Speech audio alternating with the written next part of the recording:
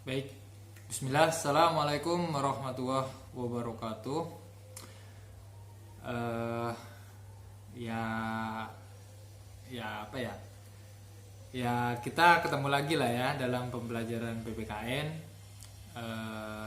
dan posisinya masih dalam pembelajaran online. Cuman meski online, tetap saya mengingatkan bahwa alasan kenapa kita masih dalam pembelajaran online karena saat ini kita masih berada di tengah-tengah pandemi. Jadi perlu diingat bahwa virus corona ini adalah pintu masuk utamanya adalah melalui hidung, melalui mulut. Tidak ada jalan yang lain, paling utama. Sehingga perlindungan kita adalah bagaimana melindungi hidung kita dan mulut kita dari kemasukan daripada virus corona. Oke.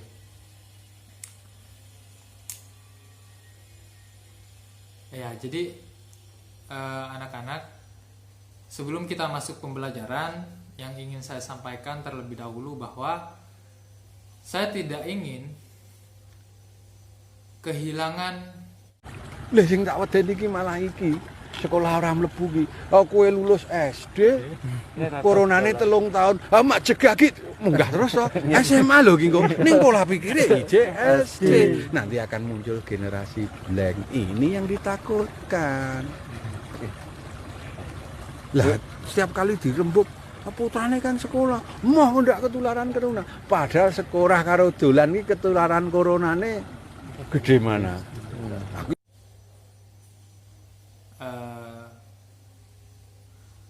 Kita itu masih punya semangat untuk hidup di tengah wabah. Karena kalau kita lemah, kondisi fisik kita itu menurun, otomatis penyakit akan banyak yang akan menyerang kita.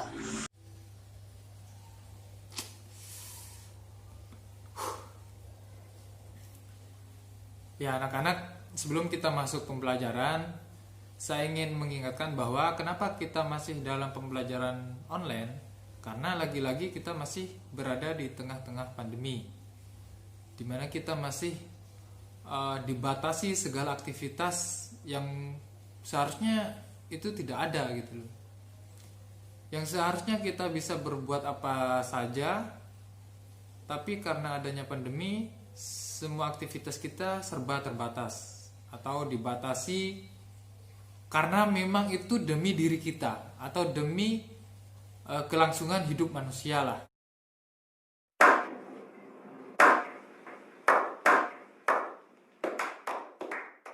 Gitu.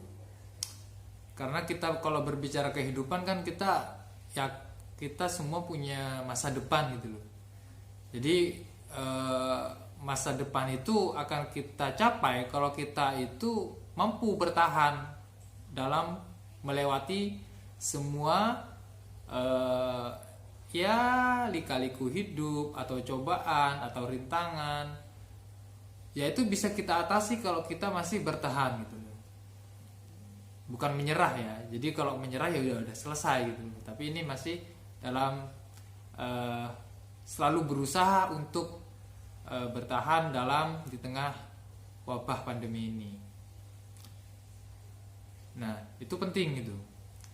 Nah, selanjutnya yang ingin saya ingatkan bahwa terkait masalah tugas proyek yang pernah saya sampaikan di pertemuan pertama ya. Jadi kenapa ada tugas proyek gitu? Ini perlu saya sampaikan gitu loh. Karena bagi saya dan selalu terngiang-ngiang dalam pikiran saya, jadi semisal ya, dan harapannya dan ini udah cita-cita semua umat manusia gitu loh. Pandemi ini selesai gitu loh. Pandemi ini musnah dari muka bumi ini. Nah, ketika pandemi ini selesai, kita pasti akan kembali beraktivitas seperti biasa dan seolah tidak ada apa-apa, seolah tidak pernah terjadi sesuatu.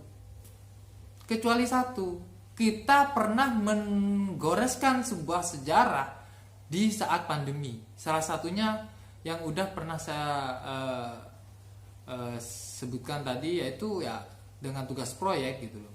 Tugas proyeknya yang kemarin saya sempat sampaikan adalah menulis ya. Jadi kenapa ada tugas proyek itu meskipun itu tidak wajib? Yang pertama karena saya tidak ingin kehilangan sejarah gitu loh. Jadi siapa tahu gitu loh, setelah pandemi ini selesai dan kita sudah bisa beraktivitas seperti biasa, semua orang akan melupakan itu. Oke, kalau kita masih hidup, tapi apakah keturunan kita atau generasi-generasi selanjutnya tahu akan adanya wabah ini kalau kita tidak meneruskan sejarah? Tentu tidak gitu. Makanya tugas proyek ini diharapkan minimal kita mencatat diri kita sendiri bahwa kita pernah hidup di zaman itu.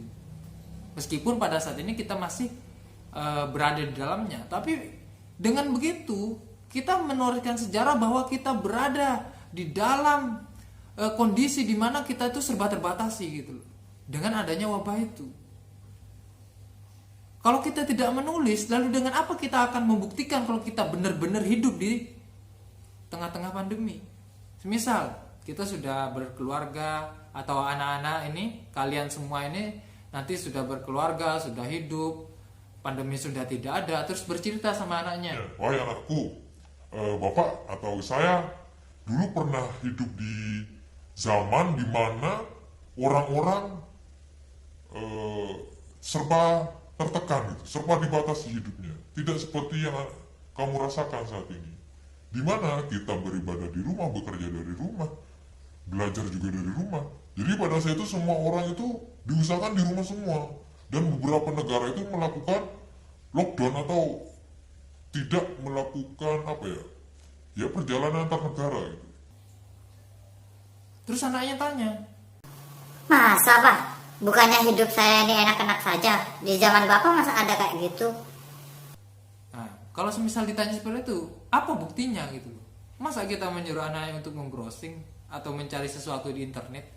Itu kan sudah, ya kalau masih pada saat zaman generasi itu masih ada internet. Kalau semisal tidak ada, pernah gak berpikir kalau semisal suatu saat internet ini tidak akan ada, atau tiba-tiba satelitnya rusak, atau bahkan kita kembali ke mana, di mana seperti zaman dahulu tidak ada alat komunikasi. Nah itu yang paling saya pikirkan sebenarnya. Kenapa menulis itu bisa menorehkan sejarah gitu. Nah, termasuk ya kita bisa mengenal para pahlawannya kan, karena ada catatan, ada buku yang kita baca, dipelajari. Kalau tidak ada, dari mana kita mengenal mereka? Dari internet kan baru-baru saja. Nah untuk itu saya berharap gitu loh, atau berkeinginan setelah wabah ini tidak ada, dan karena kita berada di atau hidup di tengah wabah, saya ingin kalian itu menorehkan sebuah bukti sejarah gitu loh, kalau kalian pernah hidup di zaman wabah.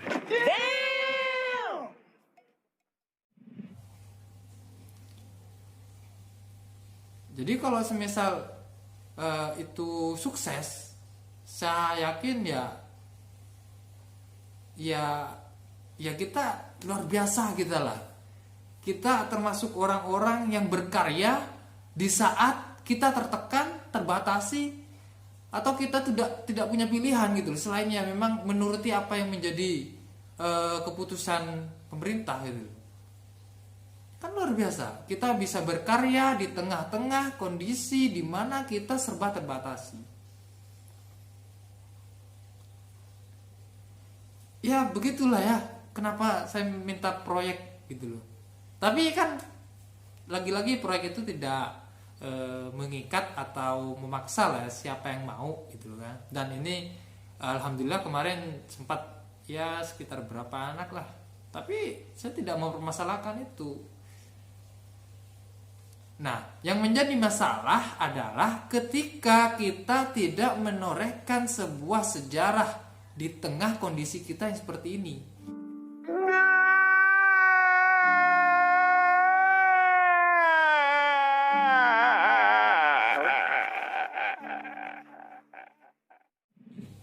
Jadi artinya saya ingin saya ingin anak-anak berpikir kayak gini. Kalau memang anak-anak tidak mampu untuk menulis, sedangkan sudah dari TK diajarkan untuk menulis sampai SMP sekarang, lalu dengan apa lagi anak-anak bisa berkarya atau membuktikan bahwa diri kalian itu pernah hidup di tengah-tengah wabah? Jadi adakah kalian punya cara atau punya sebuah produk atau proyek yang itu bisa diberikan ke saya sebagai misal anak-anak, oke lah anak-anak gak mau menulis. Tapi Pak, misal Pak saya punya karya yang itu bisa membuktikan bahwa saya pernah hidup di tengah pandemi. Ya jangan, ya itu bagus gitu loh. Dan itu wujudnya seperti apa? Mau buat video kah? Mau buat tentang apa, monumen atau apa? Saya kira tidak masalah. Yang penting itu membuktikan kalau kalian pernah hidup di tengah pandemi. Jadi intinya jangan sampai apa yang udah terjadi selama lebih 1 tahun ini, ya kan, itu tidak apa ya, berlalu seperti angin yang tidak meninggalkan bekas gitu. Kecuali angin puyuh kan, itu pasti porak-poranda ya. Jadi begitu gitu loh. Apalagi banyak kejadian-kejadian bencana alam gitu yang harusnya kita catat gitu loh. Bukan cuma diberitakan oleh media massa gitu. Saya harap kalian tuh mencatat itu juga gitu loh. Karena kenapa? Kita itu harusnya memang menjadi salah satu manusia yang itu berguna bagi kehidupan ini.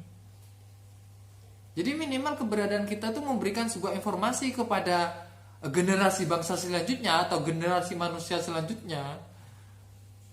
Kalau benar-benar ada zaman di mana kita tidak bisa melakukan aktivitas yang yang sebagaimana manusia biasanya gitu loh.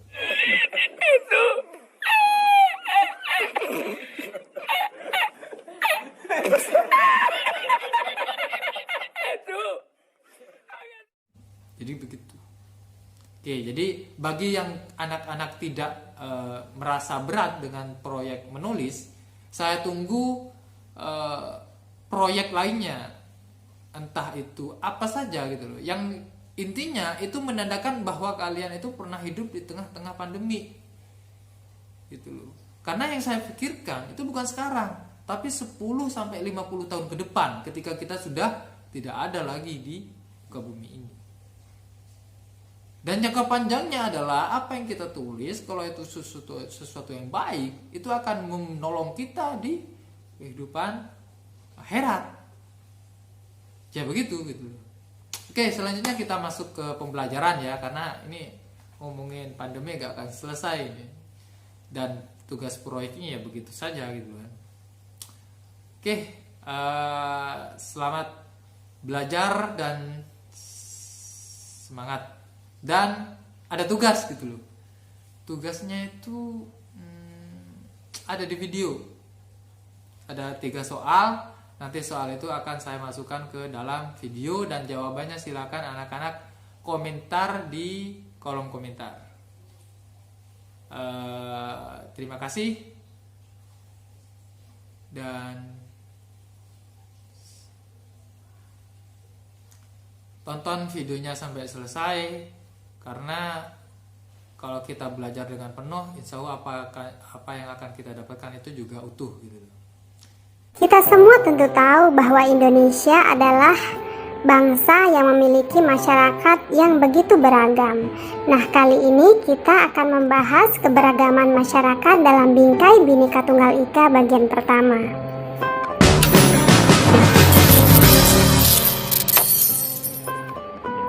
Pertama kali kita akan membahas pengertian Bhinneka Tunggal Ika.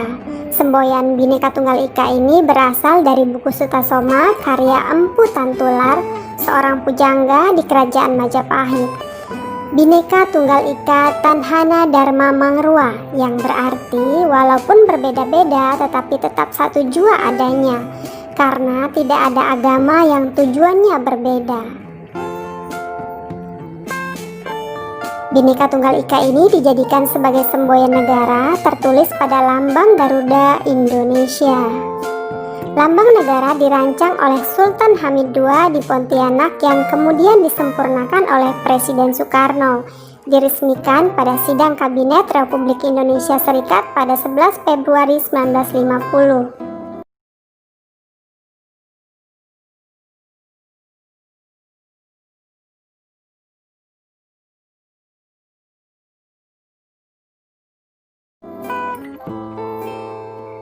Arti penting semboyan Bhinneka Tunggal Ika bagi bangsa Indonesia. Yang pertama, pendorong lahirnya nasionalisme Indonesia, penyemangat untuk membangun Indonesia yang lebih maju, benteng persatuan bangsa dan negara Indonesia di era globalisasi. Keragaman di Indonesia. Yang pertama, keberagaman wilayah dan lingkungan wilayah. Indonesia terbagi menjadi 34 provinsi dan setiap provinsi terbagi menjadi kabupaten dan kota. Setiap daerah memiliki karakteristik yang berbeda-beda pula. Yang kedua, keberagaman suku bangsa dan budaya. Suku bangsa adalah kesatuan hidup manusia yang mempunyai sistem interaksi, norma yang mengatur adanya keberlanjutan dan rasa identitas yang mempersatukan semua anggotanya, serta memiliki sistem kepemimpinan tersendiri.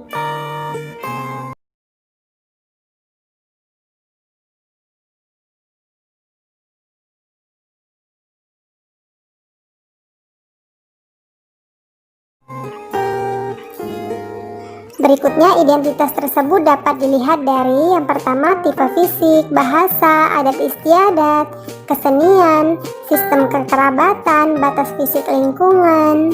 Keberagaman suku bangsa membawa akibat pada keberagaman budaya karena setiap suku bangsa memiliki budaya yang berbeda-beda. Budaya adalah segala hasil karya manusia baik bersifat fisik maupun non-fisik. Budaya adalah pola hidup yang tercipta dalam sejarah yang terdapat pada setiap waktu sebagai pedoman yang potensial bagi tingkah laku manusia. Kebudayaan memiliki 7 unsur yang bersifat universal, yaitu bahasa sebagai penghubung masyarakat. Yang kedua, sistem teknologi yang digunakan sehari-hari. Yang ketiga, sistem mata pencaharian dan sistem ekonomi. Yang keempat, organisasi sosial atau sistem kemasyarakatan. Yang kelima, sistem pengetahuan. Yang keenam, religi atau kepercayaan. Dan yang ketujuh, kesenian. Keberagaman budaya dipengaruhi oleh beberapa faktor. Yang pertama, lingkungan alam. Yang kedua, kontak dengan budaya lain. Dan yang ketiga, keyakinan dan kepercayaan. Keberagaman agama.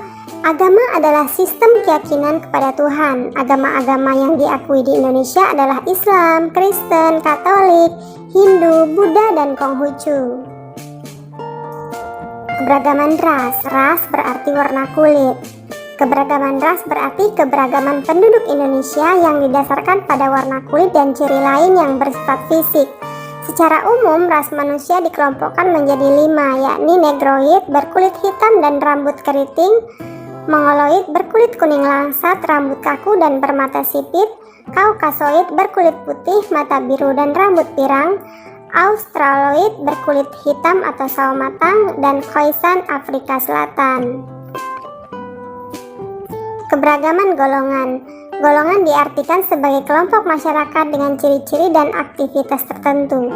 Beberapa faktor yang digunakan untuk menggolongkan keberagaman adalah secara administrasi kependudukan, secara usia, secara ekonomi, pendidikan, politik, dan berdasarkan mata pencaharian atau profesi. Berikutnya, keberagaman gender. Gender merupakan sifat dan perilaku yang melekat pada kaum laki-laki dan perempuan yang dikonstruksikan secara sosial dan kultural, sedangkan jenis kelamin adalah kodrat Tuhan. Faktor penyebab keberagaman masyarakat Indonesia yang pertama lingkungan fisik daerah, keyakinan atau agama, kehidupan sosial budaya di berbagai daerah, dan faktor sejarah. Demikian tadi pembahasan bagian pertama mengenai keberagaman masyarakat dalam bingkai Bhinneka Tunggal Ika. Di video selanjutnya kita akan membahas di bagian keduanya. Terima kasih telah menyimak video ini. Sekian, wassalamualaikum warahmatullahi wabarakatuh.